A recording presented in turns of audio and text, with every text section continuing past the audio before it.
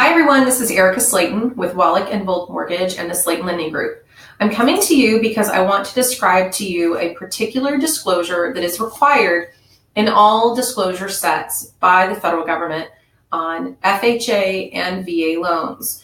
So anytime you have a government guaranteed mortgage, there are certain specific documents that the government requires to be in our loan file. And this is actually at the very beginning. We're talking about disclosures when you first go under contract for a home. It is called an amendatory clause. So FHA and VA both require the amendatory clause. And the amendatory clause basically states what the purchase price is, and therefore, of course, you would expect the value to be the same. So if you're buying the house for $155,000, then we would expect the appraisal to come in at $155,000 or hopefully greater. However, sometimes it's short. Sometimes the value is actually lower than the sales price. So this particular amendatory clause document is supposed to be done at contract. However, what we normally do is we send it out to the buyer in their disclosure set. We wait for the buyer to sign it. We receive it back, and then we send it out to the buyer's agent, the seller, and the seller's agent so that everybody can sign the document from there on. The document itself basically states that we expect the house to appraise for the purchase price.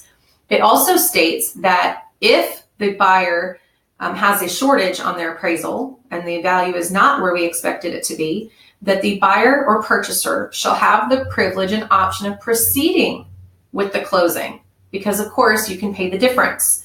So if the house appraises for $150,000 on a $155,000 purchase price, you have a $5,000 shortage, and you, the buyer, would be able to pay the difference. And you have that right to do.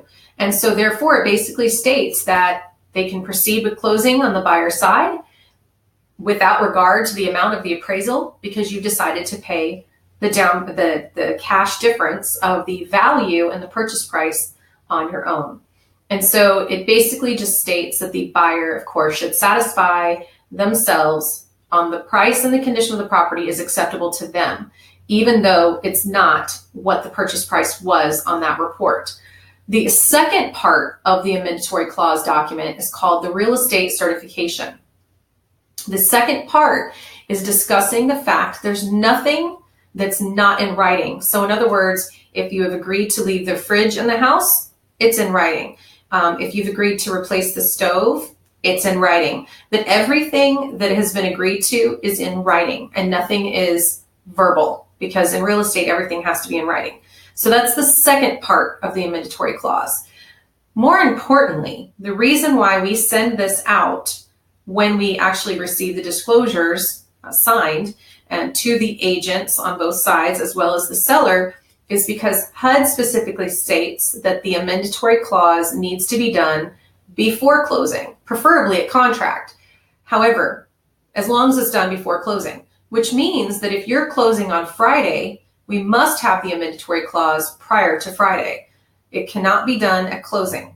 Sometimes we have seen lenders have this done at closing, and that's because they have not been slapped on the hand yet. HUD is very specific about wanting this before closing, not on closing. So I just wanted to kind of put this out there because this is a common thing that we see happen from time to time where someone will ask why it's being sent prior to closing. So in our experience with our conversations and reports back from HUD, they want this done prior to closing.